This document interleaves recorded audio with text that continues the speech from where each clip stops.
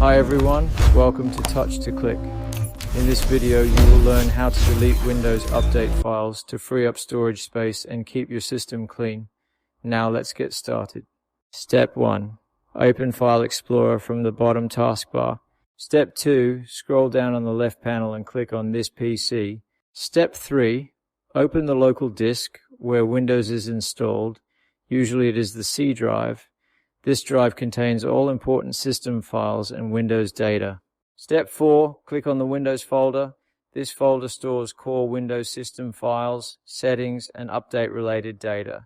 Step 5. Scroll down and open the Software Distribution folder. Step 6. Open the Download folder. This is where downloaded Windows Update files are saved before installation. Step 7. Click, hold, and drag to select all files. This allows you to choose multiple update files at once for removal. Step 8. Right-click on the selected files and click Delete. This action removes the update files from the folder.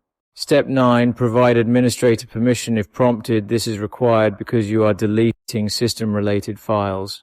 Step 10. Open Recycle Bin. Deleted files are stored here temporarily before permanent removal. Step 11.